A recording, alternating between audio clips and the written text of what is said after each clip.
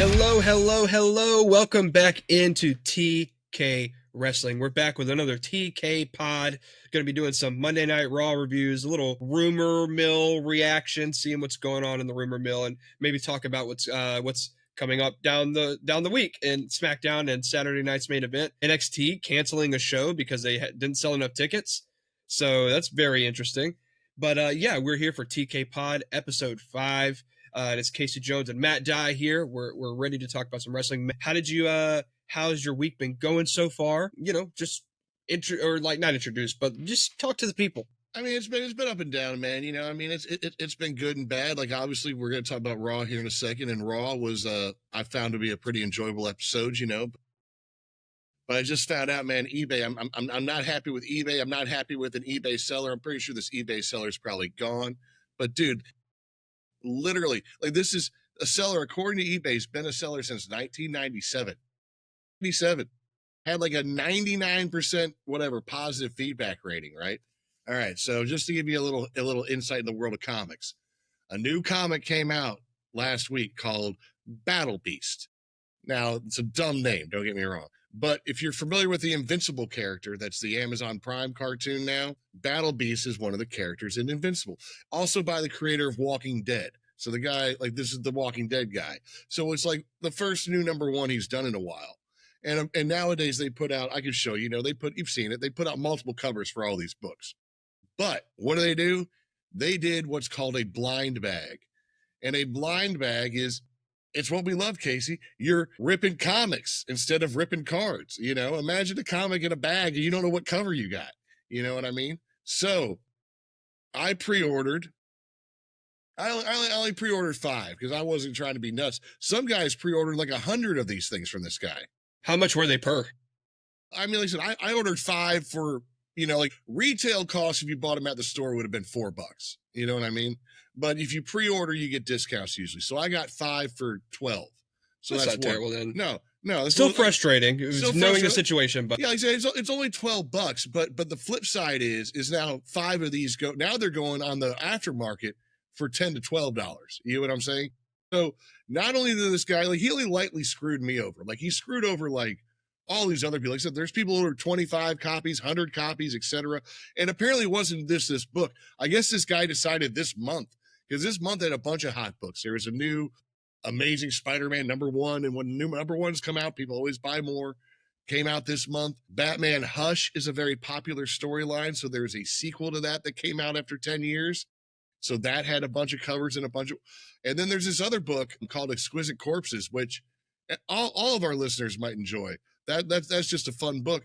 But that one came out also bagged, not in a blind bag, but bagged with a card, like a trading card for like a Pokemon game or Magic. You know what I'm saying? That they're going to create apparently. So look out. I guess there's going to be an Exquisite Corpses card game coming.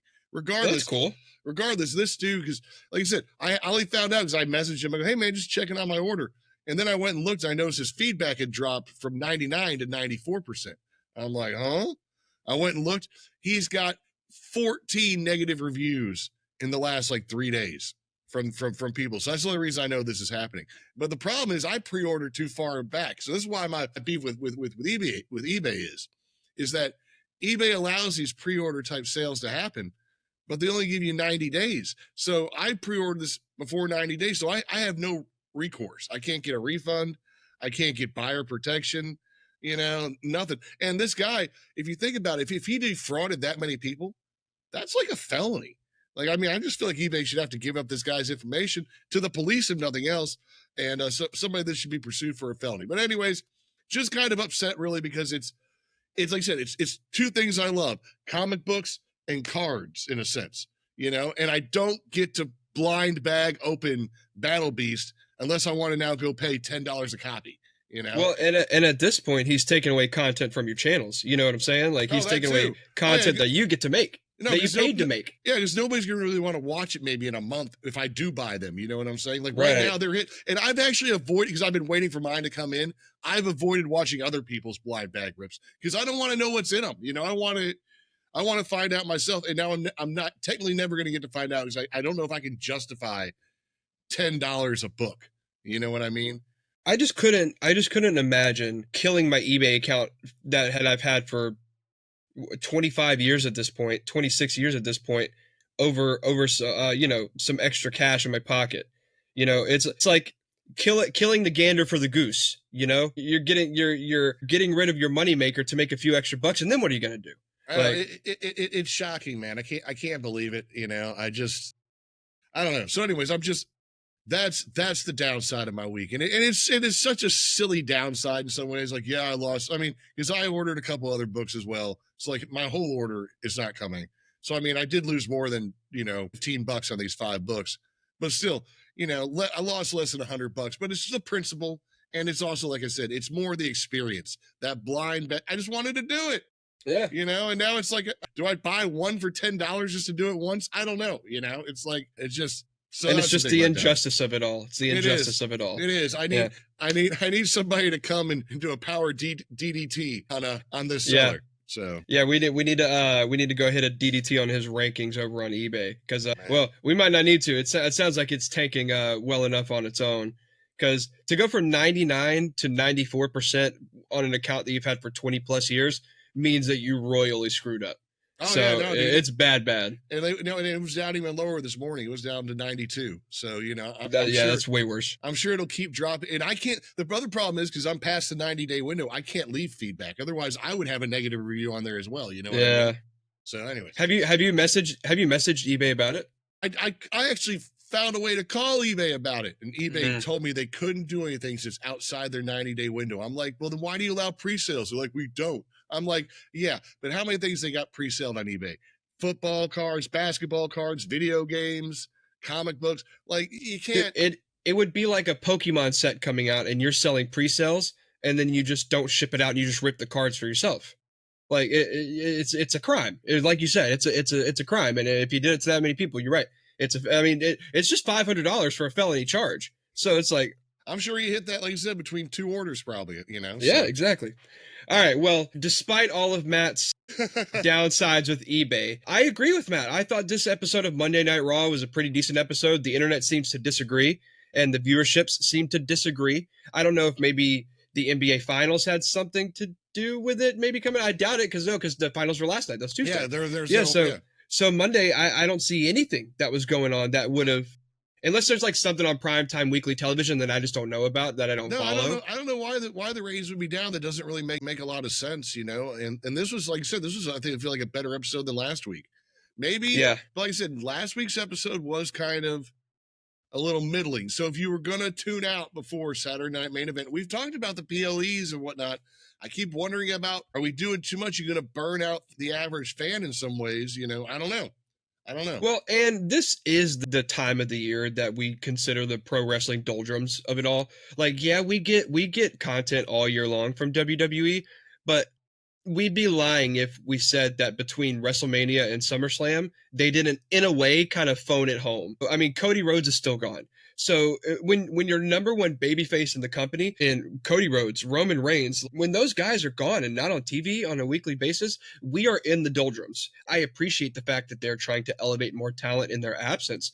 But, when they're not on TV, and you seem to have a lot of directions that you're pulling everybody in. Like we talked about Jey Uso being pulled in so many directions.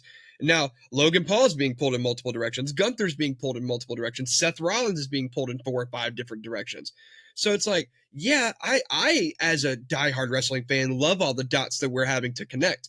But the casual fan that just has a Netflix subscription that's like, oh man, I haven't watched Raw in forever, or I haven't watched Raw in like 2 or 3 weeks because I just can't watch it as often. Now they're like, well, damn, when did Seth Rollins get involved with Gunther?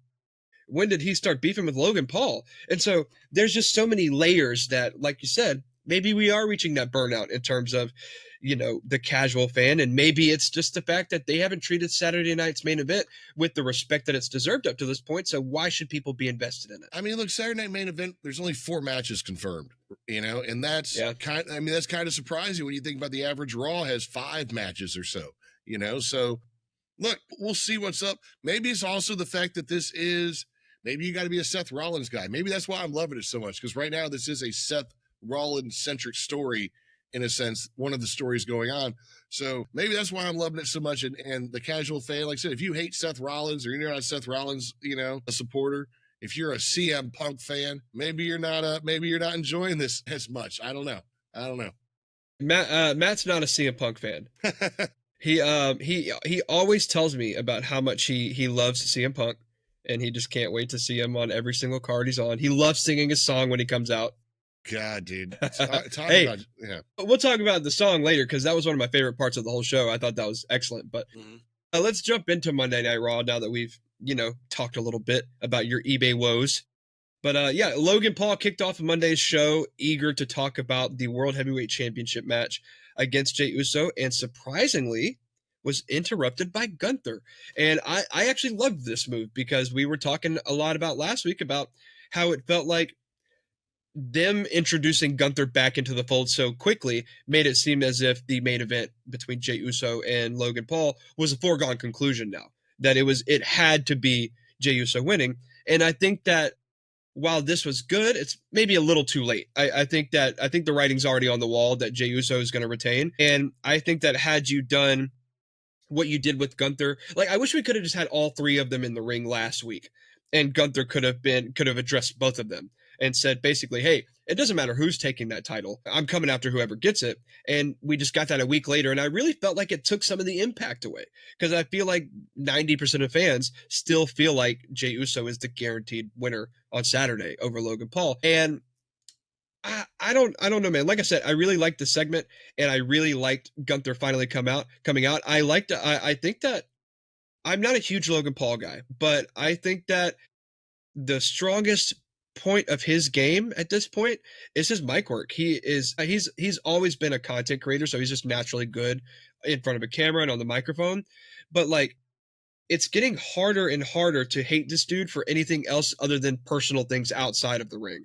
The personal things outside of the ring that he's done, you can have his feelings because I have my own personal feelings about that. But right, no, yeah. If you don't like Logan Paul, it's more you don't like Logan Paul the celebrity than how do you not like Logan Paul the wrestler? But exactly. But in terms of his in-ring work, in the ring, like physically, but on the mic as well. Oh yeah, yeah. Man, that's what I'm saying. The whole package wrestling. Yeah. I agree. He's just so good, and I will admit, I don't want to see him as a world champion yet. I'm not strictly opposed to it. I think that he could be there. I think he's earned a lot of respect in the business, but I would like to see that if he's officially on a contract, I want to see at least a good year of Logan showing up consistently before we're ready to just slap a world title on him. I like Logan and I really like Gunther, and I thought this was a really great segment to get a little more interest in the match. And I also did love Jey Uso getting the super kick over on Logan Paul too, because I was gonna say, leading up to this, I was like, all right, but where's Jey? And then Jey finally showed up. And then towards the end of the show, I had another opinion on Jey, and then that also changed very immediately. So I think that the ratings aren't necessarily indicative of how good this show was, because I think a lot of people tuned out after last week's show. Last week, a lot of people were critical of it, but I think WWE did a really good job of retconning a lot of what I would consider mistakes that they made last week. I love everything about this spot. All right. So let me give you like my 3 points that I loved. All right. First, I love that Gunther comes out and interrupts Logan, and you got two heels there, and the crowd doesn't know who to boo for more, in a sense. You know what I mean? Like, so first, I love that. I love Gunther inserting himself just nicely, letting, just the whole like mutual respect. Like, yeah, man, maybe I can learn something from you, Logan, and maybe you could teach me something about social. I loved that kind of play. And then I love this idea, and it's not going to happen probably, but I don't know if this counts as a booking or not, because it's for Saturday Night Main Event. The match is already booked. So Uso, Logan Paul on the main, but Gunther comes out and does commentary. Okay, I actually would love that. I would, because imagine the dynamic between he and Pat. That's what I'm saying. Could you imagine sitting next to McAfee and Michael Cole or whatever? Like, yes, no, I'm out here to show you all how to do your job. Yeah, I'm going to, I'm going to show you that I can do my job and your job. Yeah, and that keeps up the bullying aspect of what he's doing and all that. Yeah, I actually, if they were to do that, I'd love it. It also lets him be a distraction for either Logan or Jey, so one of them gets, or we're assuming Jey gets the win, but let's say Logan's beating the crap out of him, and then Logan goes and yells at Gunther, and then boom, it allows for that as well. So I would just love to see that, I feel like that would kind of really put that story nicely as well. I don't know. Do you still think we're getting Goldberg after all this still? I mean, are you still on the Goldberg train? Okay. All right. Yeah, I am. But like I said, the first pod we did where we really talked about the possibility of Goldberg, I said that I didn't think this was going to be an immediate thing. This was going to be a slow build that we were eventually going to get to. And I really think that Gunther and Goldberg is going to be in Saudi Arabia, Night of Champions. That's my guess. So that's where I'm penciling it in. Then two things. Okay, see, when I figured if Goldberg was going to come, we get somewhat less Gunther in this mix right now, like he is now. So I'm still, but I don't know enough. You, like I said, you're the third eye, so you know how this is probably going to work better. But Gunther bullying Pat and Michael Cole a little bit, then while he's doing the commentary, like I said, that could stir stuff up then for more of that idea. Regardless, I would love it if that's the thing I want. I want Gunther out there doing like the New Day does, giving some commentary, giving some takes. He's like, and like maybe complimenting Logan the whole time and trashing Jay. He's like, I like how look at Logan's great. He's great. Jay is trash. I don't know, something. I don't know. I mean, it's just, it seems like it could be so much fun. The way that I look at Gunther's integration into this title scene, staying around, is I just don't think that WWE sees a point in wasting. I don't want to say wasting, in starting a whole brand new program. And because last year Gunther lost the IC title and then never went after it again, never said anything about it, never did anything about it, never tried to grab it again. And you could excuse that because it was obvious that he was destined for the main event scene. He was going to be world champion soon, and we all knew that. Now there's nowhere to go but either linear or down. And if you keep him exactly where he is now, you keep him in the world title scene, that's where he belongs. And if you were to move him down or just move him into a scene or into a program that doesn't have a championship, it would have to be against someone high profile. And so if you're going to keep him in the world title scene, I think that helps Jay beat him again and keep establishing that legitimacy of being a world champion, because ultimately you want to build up Jay. That's all babyface champions are. They are built for the chase and then built to put over the next heel that takes the championship from them. It's like universally, you'll notice a babyface wins and their reign becomes stale because it's about the chase for the babyfaces. It's about the chase for the good guys. And so you spend this entirety of the reign building Jey Uso up, building Jey Uso up, building Jey Uso up. And then when it does come time for the heel to finally take it from him, you've established this legitimacy behind his title reign. And how else to do that than beating Gunther twice? Nobody in the company has beaten Gunther twice. Right. So Jey Uso to be the first one to keep his world championship going strong in the SummerSlam. Yeah, excuse me. That's where I kind of see it going. I don't know who's next after Gunther for Jey Uso, assuming that it's all Jey Uso going forward. But yeah, I do still think we're on the road to Gunther and Goldberg. However that may be, I could see a situation where Jey Uso gets like a fluke roll-up win. There's this really common finish that WWE likes to use, and they haven't used it in a while, but there was a stretch of a few years that they used it quite a few times. It was really popular in NXT TakeOver Dallas, I think, in 2016. It was Finn Balor defending against Samoa Joe for the NXT Championship, and Samoa Joe had been locked in a sleeper hold, which Gunther uses, and Finn brought him to the rope, or to the turnbuckle, and then like pushed off of the turnbuckles and then did a backflip, and Samoa Joe didn't let go. And so because of the reverse momentum, he got pinned and lost because he kept the hold in too long and he couldn't kick out. And so I could see something like that happening with Jey Uso and Gunther, where he gets like a quick win that is unexpected, that doesn't make Gunther look weak, and it keeps Jey strong.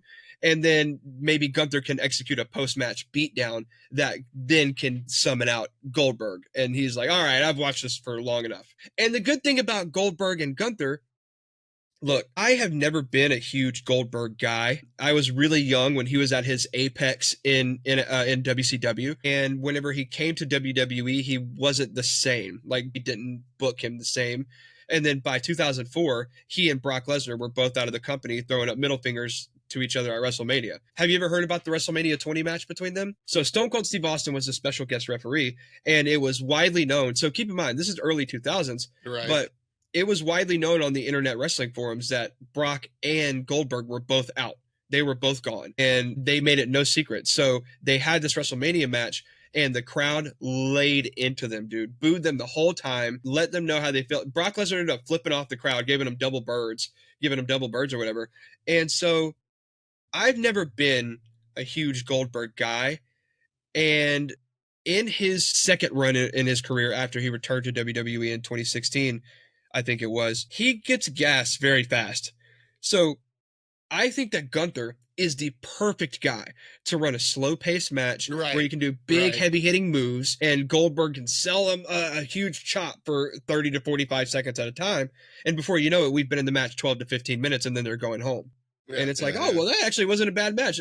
It's going to be brutal. It's going to be a beatdown, and there's going to be big moves. I just hope that Goldberg can get all the spots right, because one of the last times we saw Goldberg, he dropped Undertaker on his head in Saudi Arabia trying to do his finish, and it really hurt Undertaker. And so it's not that I'm not excited for Goldberg Gunther.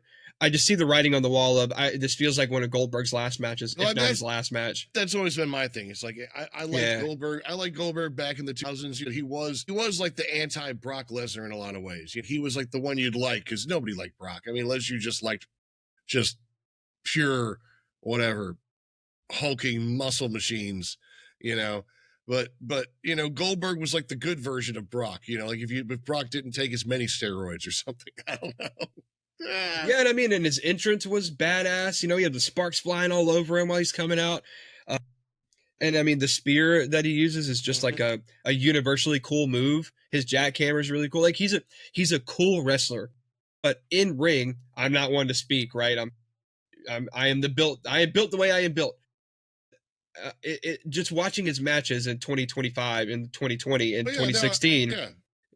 You know, it's very obvious that it's 15 years past his prime. No, that's why I'm still surprised that people are still, you know, booking this. I feel like, but you're right. I mean, if he is going to get one more match, in a sense, it would be a nice slow paced match against a Gunther. Yeah, and then you can let Gunther whoop his ass on the way out, and then he's gone. You know, boom. All right, so into our next match, we have Finn Balor and JD McDonough representing the Judgment Day, going up against Penta and AJ Styles.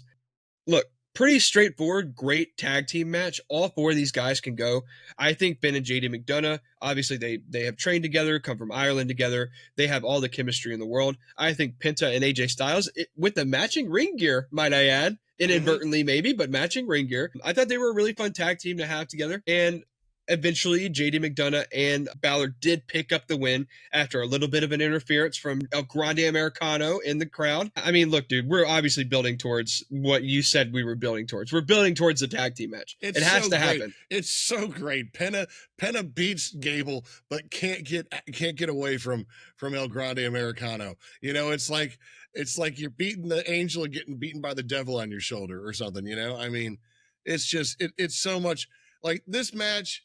For me, this match is a little perfunctory. Don't get me wrong. I love watching all these guys go, but storyline wise for me, like there wasn't that much here besides, you know, seeing JD McDonough continue to be healthy again and making sure that he's back 100. You know, I feel not that I guess we've had any concern since he's come back, but it's nice to see that Dominic, you know, Dirty Dom not being out there again. So that's again an interesting little side note. Like those, I think the side notes to this match were more interesting than the match in a lot of ways. I like Carlito getting in there. I always love Carlito dropping apples, you know, and whatnot. So, like I said, I felt like the match itself was good. I feel like, you know, you knew that the Judgment Day were going to win this just because, like you said, we're setting up for something with Finn and JD maybe splitting from Dom and whatnot. So we're making sure that they're good and we're keeping Dom out of the match and whatnot. But yeah, you know, I like, this is just this slow burn for maybe both those stories for me right now. When we get in, you know, when we get the payoff, or how are we going to continue to build the Penta / Ray Phoenix, Grande Americano / Chad Gable situation. And then how are we going to, because, you know, we talk about post-match later where we see the Judgment Day again, you know, just when is this all going to explode? So really, maybe the biggest question is what's up with AJ Styles in this match, Casey? I just feel like AJ's the next guy going after the IC title. Okay. I think that I said that last week, and I thought maybe this week he was just going to get like a one-on-one match against JD McDonough, and maybe that would segue into a title match eventually. But I do still think he's destined for that title. You're right. I see Finn and JD definitely making their way out of the group eventually, and maybe get a little bit of a tease later on in the night that we'll talk about in a minute. But yeah, and I'm actually kind of thinking now that maybe we're not getting the Lucha Bros against El Grande Americano and Chad Gable. Maybe it's just that maybe WWE is just going to continue on with the, oh my God, it is Chad Gable when they finally unmask him, you know? But with the new allegiance that seems to be forming over on SmackDown between Rey Fenix and Andrade, I'm kind of feeling like maybe we might eventually get Penta, Phoenix, and Andrade against American Made and El Grande Americano. That's kind of where I feel like we might be heading first. And maybe we still get the tag match and they get somebody else under the mask. Maybe. I'm not too sure. But right now I feel like we're maybe headed towards a 6-man tag match between those 6 men. And then maybe that's eventually where we unmask El Grande Americano. Or maybe not. Who knows? But I'm not exactly sure where we're going, but we know that Penta, Rey Fenix, and El Grande Americano are all linked somehow. I'm just excited to see how they do it. So we can fantasy book all day about it, but we won't know till we know.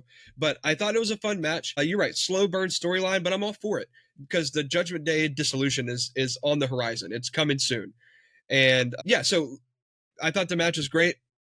Let's move on from best headbutt by El Grande Americano yet, though. Dude, that back of the head with that steel plate. That was the most convincing one because some of them have looked like, I mean, I don't know, you know, maybe it's just camera angle, but some of them look like just little love taps. That one looked like a nice plow through.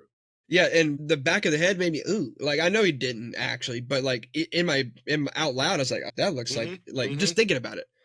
All right, so backstage, we get Paul Heyman running into Jey Uso, and Paul Heyman lets Uso know that Braun Breaker is not looking to take the title away from Jey Uso. He's just trying to slow him down so that way Seth Rollins can eventually take the title back. And that's the ultimate goal. And it doesn't matter who wins after Saturday, and it doesn't matter if Gunther wins the Monday after Money in the Bank, that they're all just keeping it warm for Seth, basically. Again, keeping the world title scene cloudy and busy and not really knowing where everything is going. And I don't necessarily hate that. So I think that it's really keeping the world, that's what I was saying to you in our text while we were texting the other night. It just feels like they're doing a really good job keeping the heavyweight championship as feeling important. You know, it feels like the world championship because there's nothing worse than when you have guys on the roster like Roman Reigns has not gone after a championship since he came back, you know? And the thing is if you keep all your big guys, like, hey, I know that I don't have a match against you tonight or even this upcoming week, but I have not forgotten that I want that championship that you have over your shoulder. Yeah, it's keeping the heat on. No, you're right. And Paul Heyman, yet again, I mean, he's making it. How can you be that much must-watch television and not be in the ring, in a sense?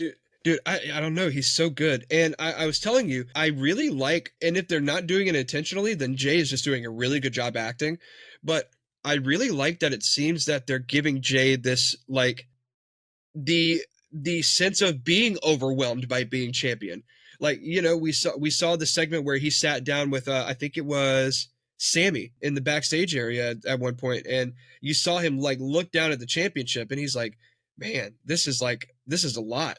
Like I'm turning people away every time. If I turn my back, I've got 3 more people waiting to stab me in it. So it's like, is the pressure getting to Jey Uso? Is it too much for him? Is Gunther right? Is he not prepared to hold that title for a long amount of time? Like, is Gunther the perennial champion on Monday Night Raw? So without saying any words, I think that Jay's expressions and his acting have really been doing a good job of conveying that to the audience with no words at all. And again, maybe that's part of the Karrion Kross effect down the line that we find out, where Karrion did get in his brain and it's planting all these seeds of doubt in Jey Uso's brain that Karrion Kross can eventually capitalize on down the line to take the championship from him. All right, up next, we get a triple threat match with Roxanne Perez, Becky Lynch, and the person that I had no idea who it was, Natalya, in a Money in the Bank qualifier. Matt texted me. He said, so who's Natalya? And I was like, oh, she's just one of the greatest of all time. Hey, look, I mean, she ain't been on since I started watching, I don't think. So, for me, it's a new person. Now, I got to ask you this. Who did you have winning this match? Roxanne.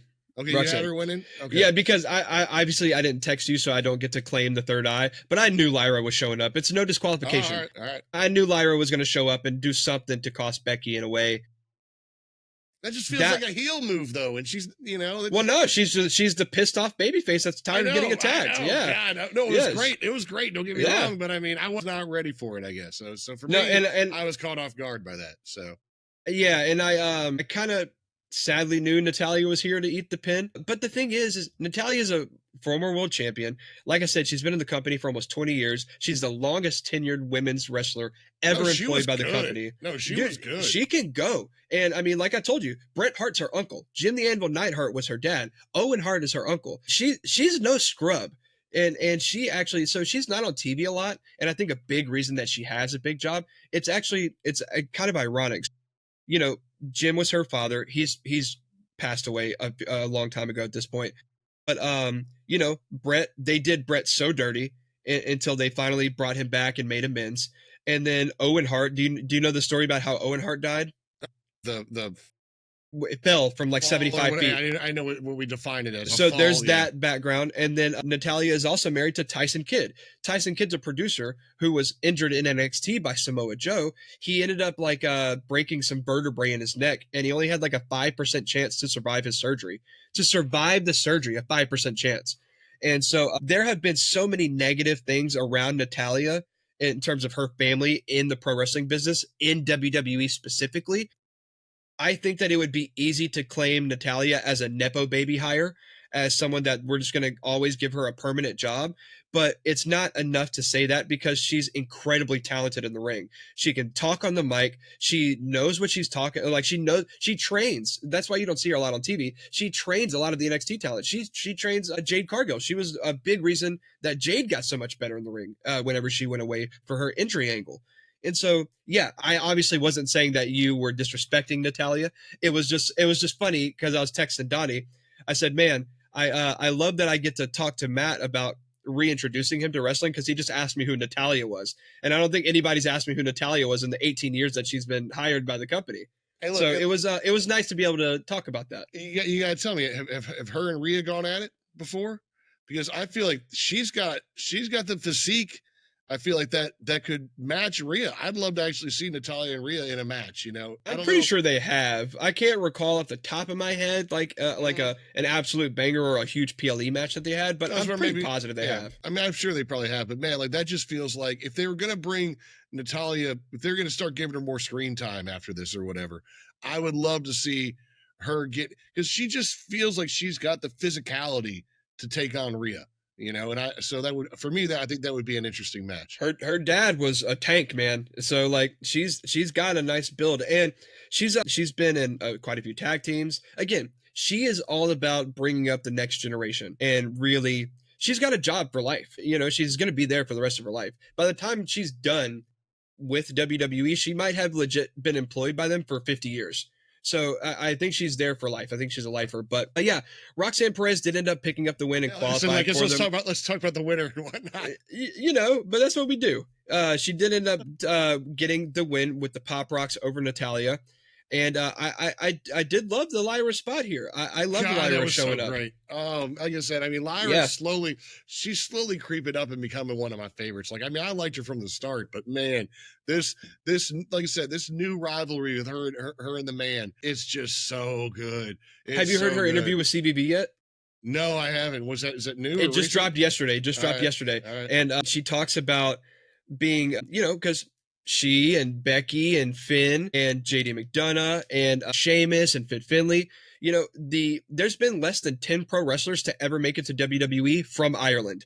So it's very elite company, and even less so those of the Irish wrestlers who have been singles champions on the main roster. Becky is arguably the greatest women's wrestler of all time. I think she's the greatest Irish wrestler of all time. Lyra is very much being set up to take that mantle in the next 10 to 15 years. I think that, like you said, I agree. Lyra has won me over. She's very quickly becoming one of my favorites. It doesn't also hurt that I love Irish accents. But also she's just she backs up what she says. and she is showing Becky Lynch, like, I don't care that you trained me, and I don't care that you taught me, and I don't care that I looked up to you. I'm not going to let you disrespect me and take me out like that. And so I love it. And I do still think that we're headed for a crash course with those two and Bailey eventually. And yeah, I don't really know. But I thought this was a great match. I think Roxanne deserves to be in it because I don't think she's going to win. I think that if Lyra or Becky were in it, or if, and again, no shade to Natalia, but I don't think there was ever a chance that she was making it. But I think that if Becky or Lyra were in the match, that they would be two of the favorites that people want to win. And I think that Roxanne is excused a little bit of grace to go into this match and not walk away as the briefcase winner. No, and I like Roxanne in there, and I like I said, when we get further along, we'll talk about all three contestants that we've got right now in the women's side, and I'll make some comments about that. But after the match, my boy Seth running down Logan Paul, kind of pulling like a Karrion Kross moment. It felt very Karrion Kross. Speaking of somebody who wasn't on Raw tonight or the other night and hasn't been on Raw, missing Karrion Kross, man, waiting for a Karrion Kross thing to happen, but this is the first of a couple little Seth like spots, and I don't know what is this just Seth just letting everybody. I mean, it's interesting because he's coming, but he's just letting you know he's coming. It's kind of gentlemanly. It feeds into like his very much his villain role, but being like the gentleman villain, I guess. Yeah, I think it's like that. How do I explain it? I think it's like in terms of his character, it's like, I have nothing to prove to any of you. Like, I am that good, and I've proven that I'm that good, and I'm in this position that I am because I'm that good, and I'm going to come after that whenever I want it. And so it doesn't matter if it's you, it doesn't matter if it's Gunther, and it doesn't matter if it's Jey Uso. When I want that championship, I don't have to go to the back of the line. I am the line. It goes through who I say it goes through. I again, I'm just kind of jealous of the experience that you get to have as a Seth fan, because I genuinely think that you're going to get to see him in his best run ever. This is going to, I think that he's already a Hall of Famer and a first ballot Hall of Famer, but I think this run is going to cement him as one of the greatest of all time to ever do it. And yeah, I love this spot in the back end. And I don't know, is it me, or I hate to say this, not because that you might be right about it, but I just don't want to see it. But does it kind of feel like maybe they are teasing Logan Paul to join this group with Seth and Braun? They've been giving us little tiny teases here and there, and I'm like, are you guys doing that on purpose, or am I reading into it a little too early? It wouldn't be the worst move for the WWE for storylines if that were the case. I want you to keep in mind though, when we get to the end of the show, that Seth told Logan that if he beats Jey at Saturday Night Main Event, it's going to be because of what Braun did to Jey, in the match to wear him down. So I want you to keep that in mind just when we get to the end of the show. I'm gonna bring that back up. But yeah, no, like I said, great spot. Really excited to see. Like I said, this storyline is cooking right now, just across the board. I think for me, I mean, I said maybe it's because I'm a Seth fan, but for me, it's the best thing going in across the WWE right now is this storyline. So, yeah, 100%. Well, all right. So next match we have, so a few weeks ago, Sheamus faced the other half of the tag team, Austin Theory, and this week he gets Grayson Waller. Austin Theory was very adamant. Hey, I got my shot. You get your shot. I believe in you. You can do it. And then the whole match was just intentional mishaps by Austin Theory. Grayson Waller tried to run, and Austin Theory was like, no, you don't want to run. You can do this, dude. You got this, just to get beat down even more. I know we say this every week, but it's very obvious that the dissolution of this tag team is coming to fruition very soon, which I don't know. Does that mean, here's my thing. If we're going to break them up, cool. But where does it go? What are we doing with it? I don't know where Grayson Waller goes. All right. I feel that's my thing. I feel like Austin Theory, he might be having a bit of like a face turn, So, but we'll see. This match was a match when it started. I did not want it. I was like, why is this on? This is it again. This for me is the bathroom match, right? Or the go get popcorn match. But by God, was this fun though. Like midway through it, I'm just like, I am enjoying watching Sheamus just beating the ever-loving hell out of Grayson Waller. It wasn't a squash match entirely, but man, it was just, for me, it ended up being a lot more fun than I thought it was going to be. I was not ready, for it to be that much fun. That's pretty much it. Like, and I don't know where anybody goes. I don't know where Sheamus goes after this. I don't know where Waller goes. I don't know where Austin Theory goes exactly. Like I said, he's the one I have maybe the most of an idea.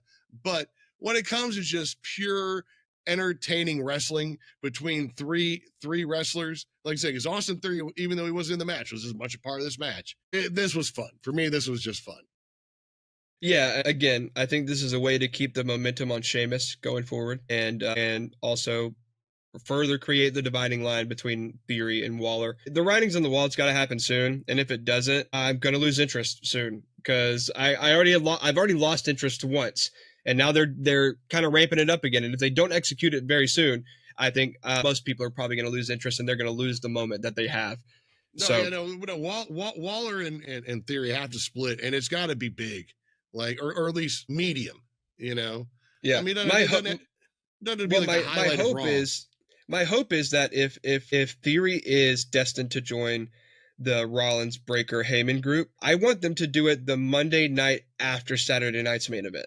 If that's where we're going to do it, because I told you, I don't think that there has to be a babyface coming out of this split. I think that they can both be heels on the other side of this. It's just that they would be different types of heels. Waller could be the one that is running around backstage telling everybody that his best friend stabbed him in the back without taking any accountability for what he messed up in that process. And then maybe you could slowly use that to rationalize Waller and make him go to a slow babyface turn. Maybe that can happen for Waller. See, I'd like to see Waller after they split. I'd like to see Waller get with Kaiser after he splits with Gunther. I would like to see Grayson Waller and Ludwig Kaiser together. I think that would be a really interesting combo to put together as like a tag team or something.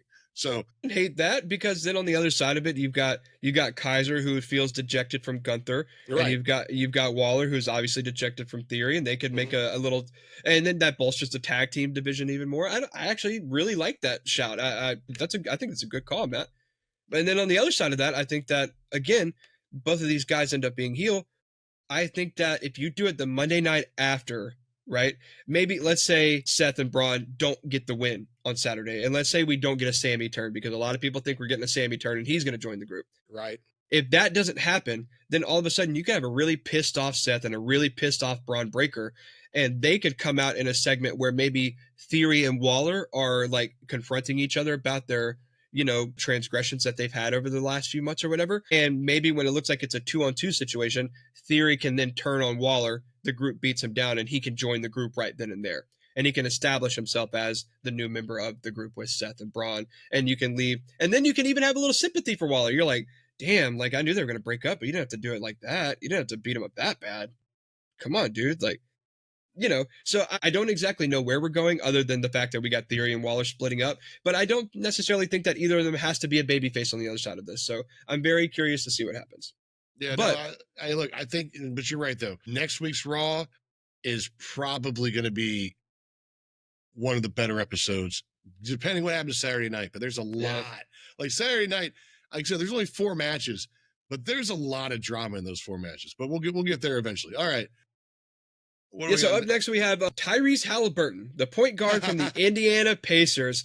It's funny. I sent you guys that video in the group text of the segment they had last year, and then lo and behold, here's WWE capitalizing off of it. It's not, I made a joke that they were watching our text, but it's just, we're smart business people, and they are also smart business people. They understand when to capitalize on something that is happening, and why wouldn't you, right? You got the 2 players that showed up last year going to the Eastern Conference Finals against each other. Yeah, no, you got to market it. It's great marketing. No. Well, and they play the same position. They're going to be going head to head. And you know what? I give Haliburton credit, because Haliburton knows some stuff, man. He was sitting there talking like he didn't know wrestling. So I've heard some people complain, like, why was this in the show? I don't get why this was in the show.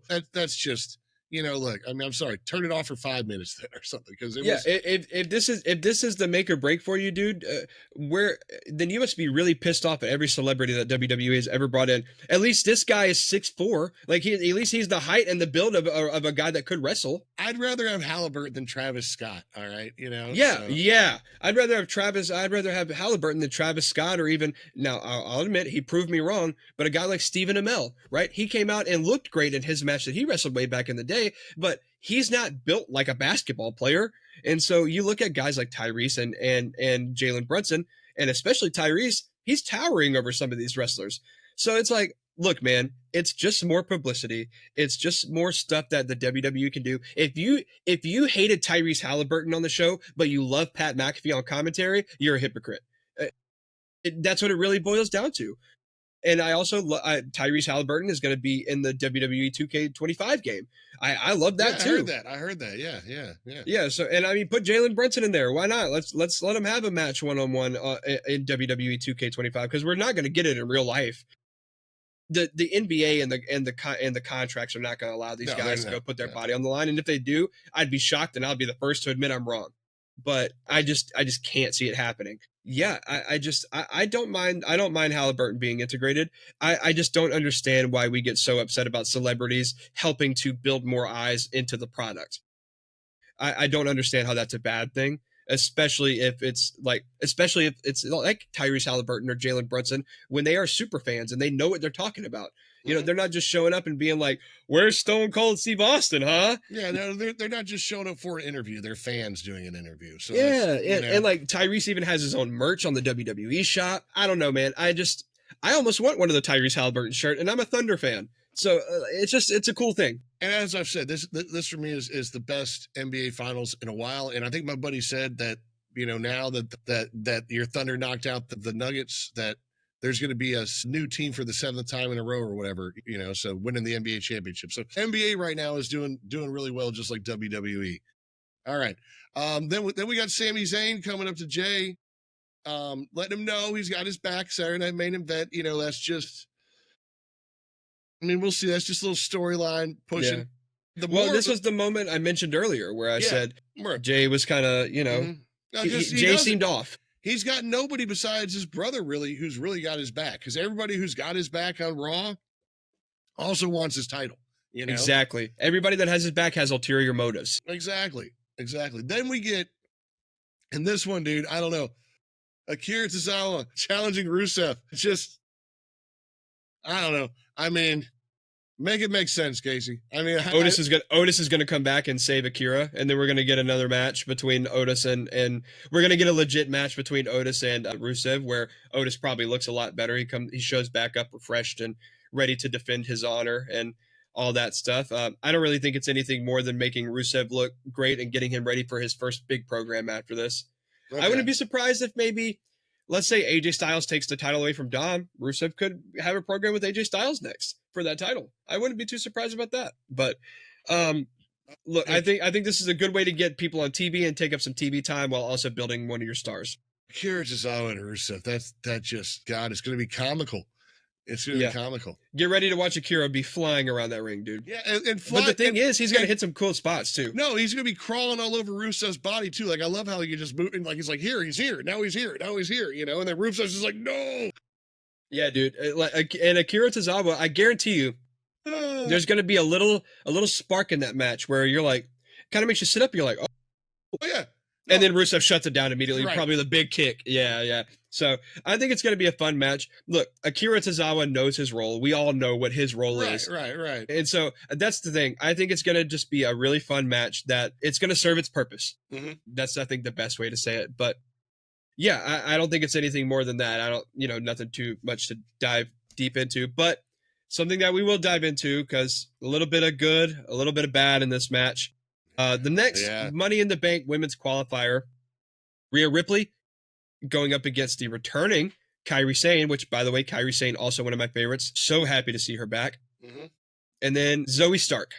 So let's talk about Zoey right up front before anything else. Zoey Stark, of course, just confirmed that she had surgery today. So Zoey went to go for like a sliding drop kick to Kairi's thigh, which is a pretty common spot. Off the top rope, yeah. Yeah, and it just didn't catch right, and her knee kind of buckled and folded, and you knew immediately from the screams that she let out and from the doctor running into the ring that it was legit. And I didn't see exactly what this surgery was confirmed for, but we can assume it's probably ACL. And this is not the first time or the second time that I think she's torn one of her ACLs. So speedy recovery to Zoey. But man, no, that's rough, because I like you said, Zoey Stark is another one that I don't know, you know. So this is my introduction to Zoey Stark. And as I was watching her, I was seriously going, all right, I think she could approve her gimmick this way. I think she could approve her gimmick this way. And then boom, she's out. I'm like, oh, Yeah. that Well, sucks. and that's the thing too, because she was kind of stuck in purgatory for the time being, because she was in a group with Sonya Deville and Shayna Baszler, and Sonya Deville and Shayna Baszler both just recently got released. So Zoey Stark was kind of in this purgatory of like, is she also going to get released? Is she? And a lot of people are talking about like divine intervention type stuff, like maybe she should have been released because then she wouldn't have been in this match and she wouldn't have been in this position to tear her ACL again. But I never want to call for someone's job to affect their livelihood. It really just boils down to that. It's just a really unfortunate situation. And it just goes to show you that you could be as professionals can be, and shit happens. Like, you're gonna tear ligaments, you're gonna get hurt, and you're gonna get hurt on stuff where you're trying to hurt other people. Like, stuff is just gonna. You ever seen the spot of Sid Vicious jumping off the top rope, doing the single leg, like big boot off the top rope, and then when he lands, he just snaps his leg in half? God, no. Yeah, and it's like, and it's immediate. You can see his leg is just kind of hanging there, and so it's just, it's like notorious through the wrestling community. But it's just one of those things where, like, it ain't ballet, guys, and like, sure, you might not consider it a sport, but I have talked to hundreds of wrestlers. I've interviewed hundreds of wrestlers. I've been in the ring and taken bumps. And if you've never taken those bumps or taken those hits or gone through the motions of a match, I just think you don't have any room to speak, because shit like this happens all the time. And no, it's stunning. It's stunning. It doesn't happen more often. Like I said, which shows you what these guys know how to do. They know how to land. They know how to take bumps and whatnot. They know how to take hits. They know how to sell it. So, like, I'm always stunned. Like I said, that sometimes guys aren't more hurt. Like I said, we talked about Damian Priest. I don't know if we talked about him before show or on the show, but we talked about Damian Priest and the amount of damage he's taken. I mean, almost lost a tooth. He's been beat up this whole time with the Drew McIntyre feud and whatnot, and they're going Saturday in a cage match. So I mean, yeah, get ready for that to be brutal. That's gonna be brutal sauce, because I don't think Drew cares.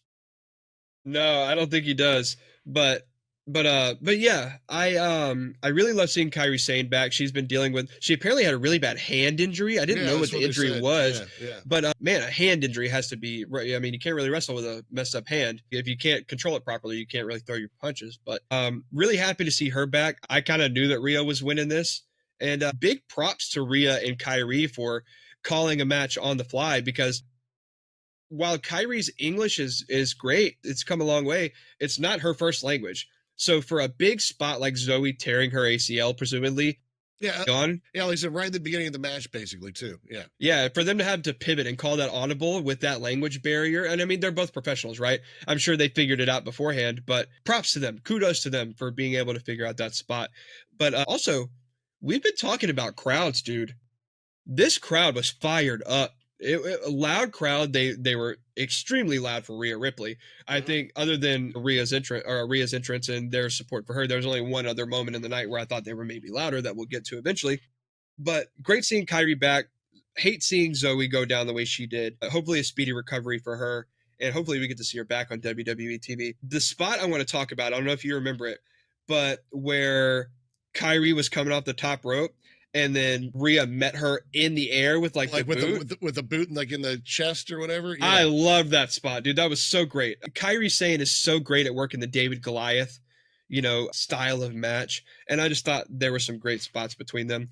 And yeah, Rhea was my pick to win here. And I'm just saying, before the field is even done, Rhea Ripley's my pick to win the whole Money in the Bank match. See, this is my one thing, and maybe I heard somebody else say it. So it's not my original take, but when I heard it, I was like, yeah, no, it's true. It's like, but she don't need Money in the Bank. Rhea Ripley is like a walking Money in the Bank. Like, if she wants a title match, she pretty much just walks up and asks for one. So I obviously it'll make, but I think her winning Money in the, I don't think she wins Money in the Bank. I don't think she does. I kind of disagree to an extent, because I feel like it'd be one thing if you were I get it, she's extremely over, right? But it's not like she's a John Cena or a Randy. I hold in regards of people who can walk in and just say, I want a title shot, and they get it. It's very small for me. So I feel like for her, that's not really her narrative, and that's not really what her character would do, but something that I feel like her character would do. She sat there and like inserted herself into the triple way with Bianca and Aya. But yes, but the intention of that was for not for Rhea to be a face going into that. The audience turned on Becky or on Bianca. And they kind of had to pivot Rhea's character development for a while, I think. And I think that the roads have always led back to Rhea and Io having their one-on-one match. And again, I said it last week. I see Rhea winning the Money in the Bank match, and the very next time she's on Raw, she says, "Hey, look, I'm cashing in this Money in the Bank contract on you, but only if we do it at Evolution." And I think they're going to use that as the way to announce Evolution. And I think they're going to announce the Evolution pay-per-view or PLE through Rhea, through that Money in the Bank match. And it's going to be like, we've gone round and round. We've done this so many times already. What if we do it on the biggest stage in women's wrestling that we could possibly do it on? What if you and I main event Evolution 2? And we are the main event? Because keep in mind, we haven't gotten a legitimate, clean one-on-one match between Rhea and Io in quite some time. Every match that they've had one-on-one recently has been shenanigans. Bianca was involved or some whatever. And so if given the opportunity, I think that Rhea Ripley and Io Sky in the main event of Evolution could be the greatest women's wrestling match to ever exist in the history of pro wrestling. I think it's got legitimately that feel that both of them are over so much, you could have them go in as uber mega baby faces against each other, because it'd be one thing if Rhea cashed it in a heel way, but for her to come up to Io and say, "Look, going into WrestleMania, I respected you, but I didn't like you. And now over the course of these last few months, my respect for you has grown even more. And as a competitor, as a champion, I want to beat you at your absolute very best. And that's the only way that I can prove that I'm the best woman on this roster." And I think that Rhea Ripley wins that match. I think that Rhea does beat Io in the main event to take the championship, so that way she can carry it into the Australian show in November. And so it just makes a lot of sense to me. I think it's November. I don't really remember the month, but that's where I see it going. So book it right here. Rhea Ripley's going to win the Money in the Bank. She's going to cash it in for a shot at Evolution against Io Sky for that heavyweight championship.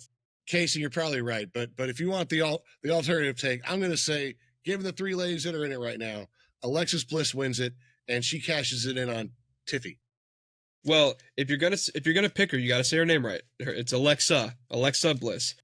And look, I'm just saving you from the internet wrestling trolls, because they will jump on your back, dude. They will get you. All right. Look, Alexa Bliss. Yes. You saw some of our videos getting some good views on TikTok, and they were tearing me up about my take, and I thought it was a good take. So they'll tear you up about saying someone's name wrong. All right. Alexa's gonna take on Tiffy. It's gonna be Tiffy time, Money in the Bank, and Alexa's gonna take it from Tiffy.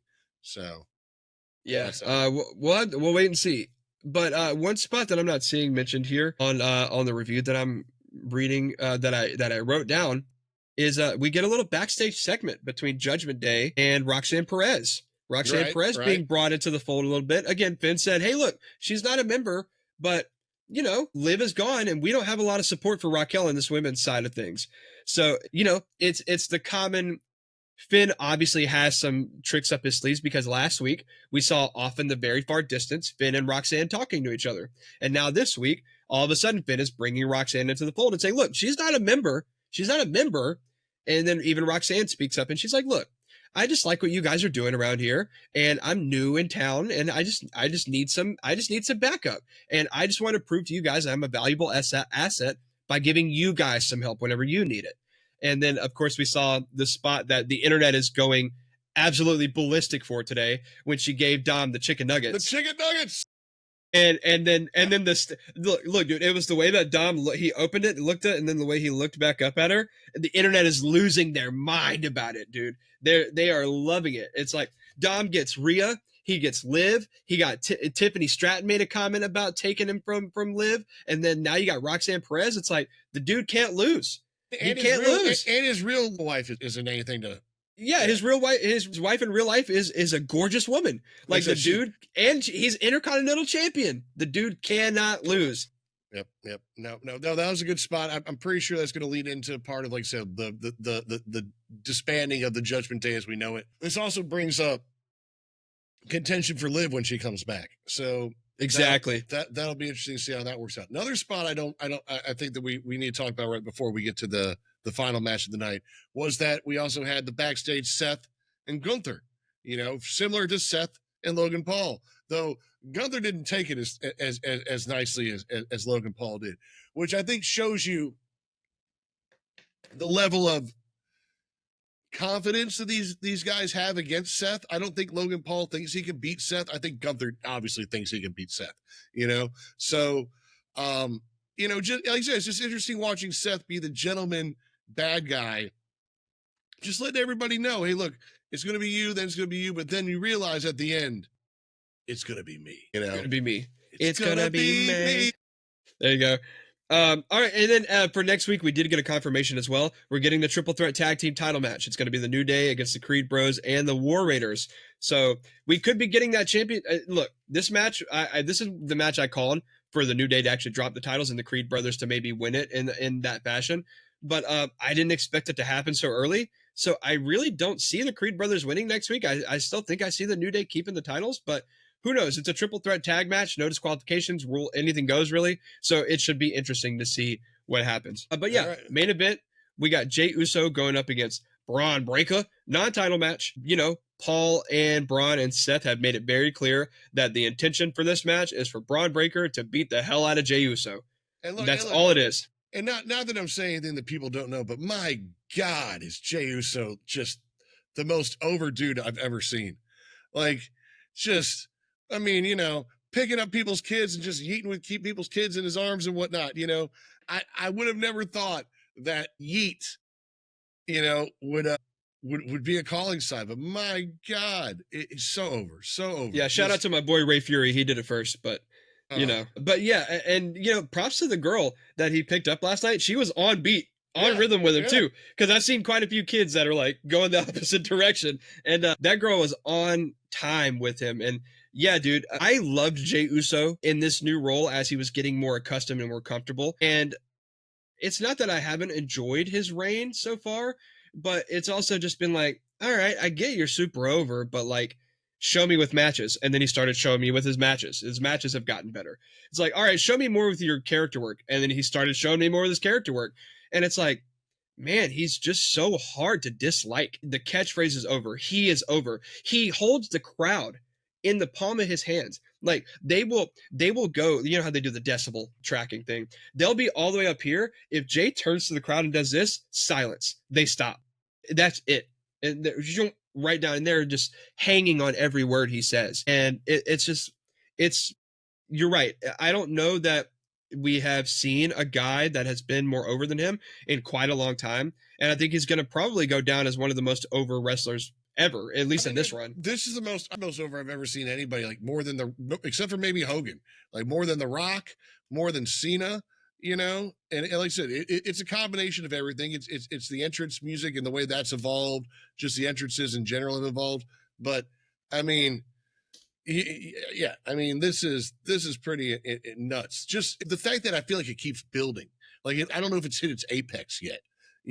Every time I'm just like, wow, man, they love him more and more and more and more. Like that win over Gunther, did more for Jay than I think I realized. And as you said, since then, yeah, his ring work has been better. His mic work has been on point.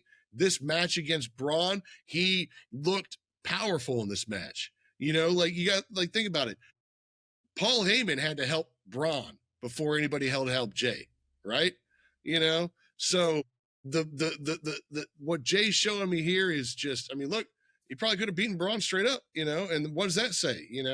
What does that say about anything? Because I think a lot of people are like, nah, man, Jay probably couldn't beat Braun, or whatever. But man, he's put it out there, man. He's putting it out there. And then obviously said, once he gets the upper hand. Now, look, there are a couple moves I love. Let's talk about a couple moves of this match I love. First off, they must be reinforcing those desks now, because Braun came off the ring onto Jay, onto the desk. That had to not feel good.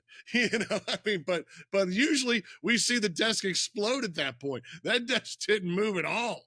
At all. So that, yeah, I mean, I don't know, but yeah, so that was a great move, I mean, and then, like I said, you had Jay, though, constantly, I felt like, fighting back and matching Braun beat for beat throughout the entire thing.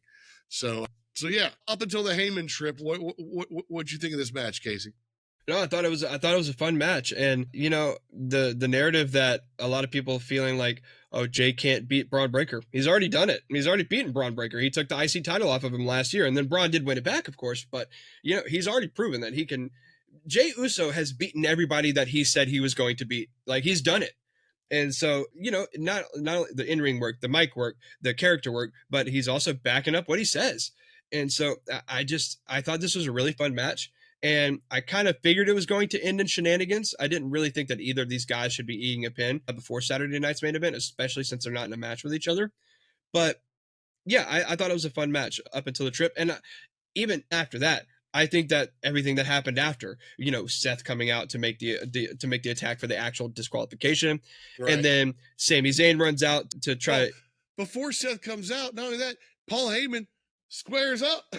Yeah. Sometimes Paul will drop those little nuggets of gold on us, Like who was it that was it Seth that was pushing him around before the turn actually happened? And Heyman stepped up and was like, keep your hands off of me. And Seth was like, all right, whoa. Because sometimes Paul will let that side out. Nobody, but yeah, took the jacket off with the slam. And obviously it was just a ploy to get his guard down so that way Seth could attack from behind. No, I thought this whole segment was great after the fact because I addressed this earlier in the show. I'll get to it now. Seth came out, made the disqualification. Sami Zayn ran out to try to make the save. The numbers were obviously at a disadvantage for him. And then, of course, who else? But Sami came out and then he hesitated. Well, yeah, because it was 2-on-1. Yeah, but I mean, you said you're going to come out, for your boy. But you said for Saturday night main event, but you for sure. But let me ask you something. If you tell your friend, hey man, I got your back in this fight. If they jump you, I got your back. And you're like, oh crap, they're jumping my boy. And by the time you get over there, your boy's knocked out. Are you fighting these guys 2-on-1? No, of course not. You're not. And so he also probably knew, storyline, we can just assume that he knew CM Punk was about to come out. And so then CM Punk's music comes out and then boom, he's standing there and he's waiting. And this was the only other moment that I thought the crowd was the loudest. Yeah. Oh my gosh. This made me hate the whole crowd. Yeah. I know you love the song so much. The only thing that I was literally, so again, I had some notes because I was doing bedtime with my son as I was watching. So I would lean over and write notes as I was watching or whatever. And I went to go write down that when the brawl happened between all four of those guys and Jay was kind of just left standing there in the middle of the ring, I was like, man, this kind of makes Jay feel like an afterthought, like whatever. And then Logan comes in and bang, just knocks him out again. And I was like, okay, I'm good now. Because like, while I don't love the knockout number 4, because that's what knockout number 4, it's the 4th time he's knocked Jay out. I was stuck between a rock and a hard place because let me explain. On one side, it was either Jay feels like an afterthought. And then on the other side, it was like, okay, by Logan coming out and knocking Jay out again, we neutralized the whole Jay feeling like an afterthought. But now it makes me have zero doubt that Jay is retaining the title. Like, and now I know that Jay's going to win because had you left it earlier, like it was in the night where you knocked out Logan with the super kick and Jay had the last laugh, now I can maybe have a little bit of curiosity in the back of my brain. I'm like, well, Jay did have the upper hand last. So like, could Logan actually win it? Now Logan has knocked him out 4 times and he stood tall in the last Monday Night Raw going into Saturday night's main event. 0.00% chance that Logan Paul wins the title on Saturday. No, look. Okay, first off, God, man, how do the crowds love CM Punk that much? How? Why? You got to go back and watch his first run, dude. No. I'm just saying, just come out of this last storyline though. He's between him, Seth, and Roman. He is the weakest out of those 3, and he's come into this Seth storyline, like I said, and he's Captain Bloody America. Like, he's sitting there on the defense. Like I said, that first time he showed back up on Raw, he didn't even talk. He just showed up in the ring, like 3 weeks ago. I don't know.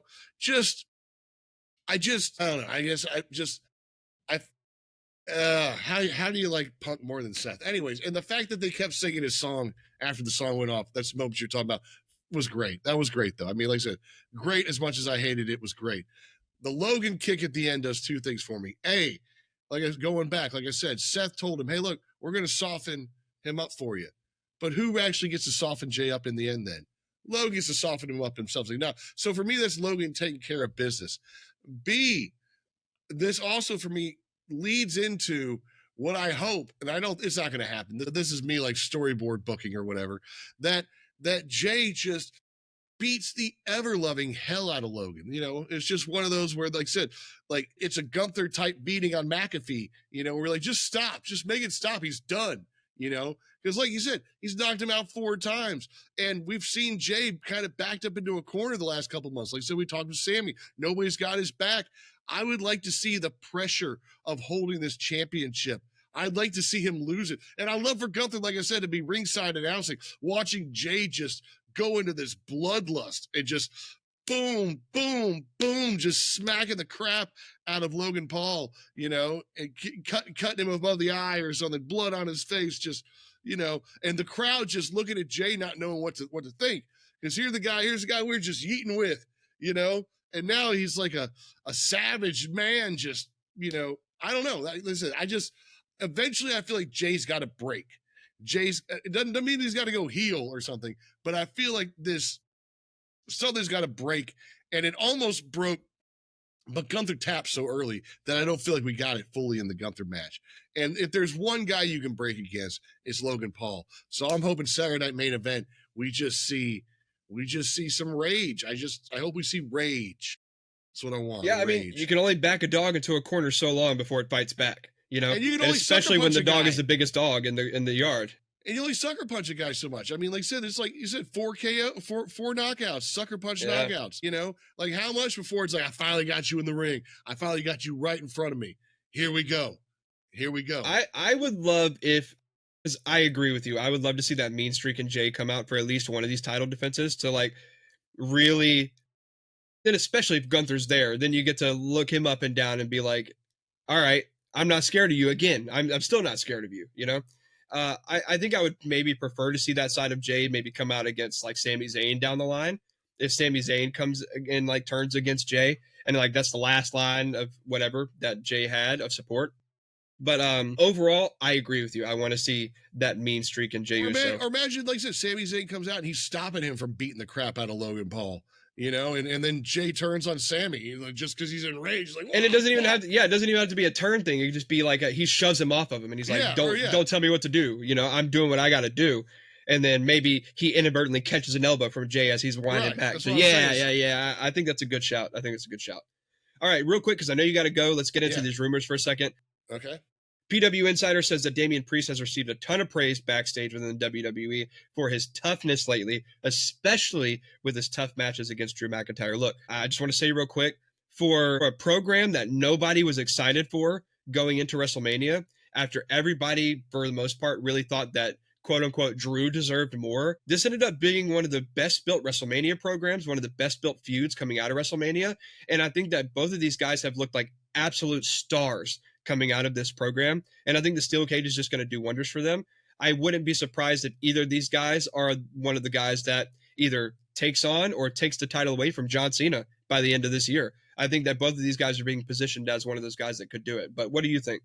Hey, look, like I said, I mean, everything about this Damian Priest, Drew McIntyre feud, especially recently, I loved how they connected all the dots leading up to WrestleMania. It's like, look, if you didn't think this was happening, look how Damian and Drew have been like slowly up each other, screwing each other over left and right, you know? Because like I said, Drew was kind of in that Seth, CM Punk, Roman Reigns storyline. And then he got out of it, went to Damian. And at first I was like, why? But no, this has been really good. That Backlash match, like I said, that four-way, fatal four-way, when they went off to the side, like I said, that drop, that was huge. The drop on the car, everything about the last couple weeks of this, the last month and a half of this has been stellar. But it's got to end here, right? This has to be the end of this feud, or no? I mean, I don't know. But I mean, it feels like this has to have some definitive ending. And I mean, I'm taking Drew. Like I said, too early prediction. I'm taking Drew, but I wouldn't be surprised if it was Damian Priest either. Because like I said, both those guys give and get as good as anybody else on the roster.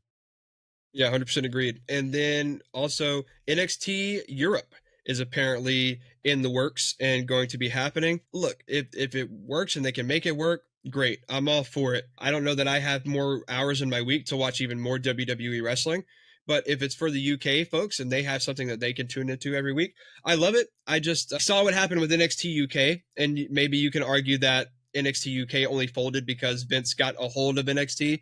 Because if you don't know, Matt, Triple H had to go have heart surgery, and so in his absence, Vince McMahon swooped in and took over NXT and made it NXT 2.0, and then merged NXT 2.0 and NXT UK. And so that kind of ended anything that was happening with NXT UK. The pandemic also played a huge part in it, so on and so forth. If they can make this work, great. But I'm just curious on what is the difference between this and the old NXT UK that we used to have. I'm curious just in general how WWE is going to work with all these mergers or all these acquisitions that they've made lately, like with AAA, and the Mexican wrestling and whatnot. So it's just how are they going to do it? What do they do so they don't destroy those brands, I guess, and also they'll incorporate those brands because, like I said, if you suck out the best AAA talent and the best, NXT UK, I don't know. I mean, when do you have too many guys on, like I said, the Raw roster that we're not seeing? So it's really just, I hope that they've got. The closer we get to this, I'm more curious about this Unreal WWE Unreal show to see how it does work behind the scenes, especially with something like this when you've got 4 or 5 different conferences in a sense, or different promotions, whatever the correct word would be. How does it work? How do you decide that, I'm taking this guy from AAA, bringing him to WWE.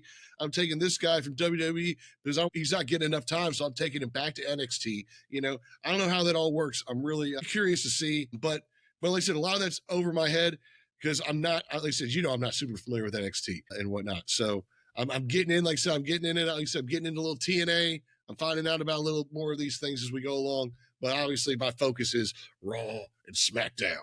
That's right. And last but not least, speaking of NXT, apparently the NXT show for this upcoming weekend that they're going to be doing at the Yingling Center in Tampa. It was Friday Night SmackDown, Saturday night's main event, Monday Night Raw, and then it was going to be NXT, all emanating from the same building. Apparently, the NXT show has been scrapped, and they're just going to move it back to the Performance Center because they sold a 17% capacity for the show. So they just decided to cut their losses and just do refunds on the tickets instead of taking a huge loss on the gate. It's not a terrible show. It was about 6,000 seats, but when 6,000 seats is only 17% of your capacity that you can have in the building, and they put the lesser, you could argue, because it's arguably, at least for this weekend, Saturday night's main event, Raw, SmackDown, and then NXT, you're putting the least that people want to see on the very last night. People are fatigued and probably can't afford to go to all 4 nights. I couldn't imagine, man. Could you imagine if it was like, if we were in Tampa and we were trying to go, which one we going to? Well, SmackDown and then Saturday night main event and then Raw. To go to all 3 of those events, the way prices apparently are for WWE events, that is not cheap. And then to put NXT there, I don't think you can do like what they did in Vegas all the time where you got 4 straight days, you got to have the right people and the right amount of like tourism. And I don't think Tampa's it's not a huge tourist place when you think about Florida, so, look, I get it. It sucks. I like the idea, but the only way you're going to do it is if you lower prices. They're not going to lower prices. So. No, maybe they will, maybe they will eventually because it's starting to get around that the prices are just too ridiculous. And there's always going to be people that pay it, but I don't know. We'll have to wait and see. But that's going to do it for us for this TK pod. Just covering a little Monday Night Raw and Saturday night's main event. We will have a predictions video for our Saturday night main event prediction going up. We'll have that going up tomorrow. Okay. So tomorrow will be our Saturday night main event predictions, and then Sunday we'll probably do our reactions. So just be on the lookout for that. But yeah, Matt, until next time, is there anything you want to say before we get out of here? Nah, just like I said, continue to like and comment. Let us know what you're thinking. Let us know, like I said, if I got bad takes, if Casey's got bad takes, or if we got good takes, you agree, disagree. Like I said, help us fantasy book. What do you think? Do you want to see Gunther ringside for the Jay Logan match Saturday night? Because I do, and I think Casey does. Like I said, what would you like to see that we're probably not going to see? Do you want to see Jay go bloodlust crazy on Logan Paul like I do? I don't know. Like I said, let us know in the comments, man. Otherwise, thanks for joining us, man. A lot of fun watching this and sharing our thoughts with you. Yep. So until next time, hey, keep running up the shorts and the reels. You guys have been killing it on the views lately for those. And especially on TikTok, you guys have been really getting us some good numbers over on TikTok. So we really appreciate it. We'll keep pumping out the content as long as you guys like it. So until next time, this has been TK Wrestling, and we out.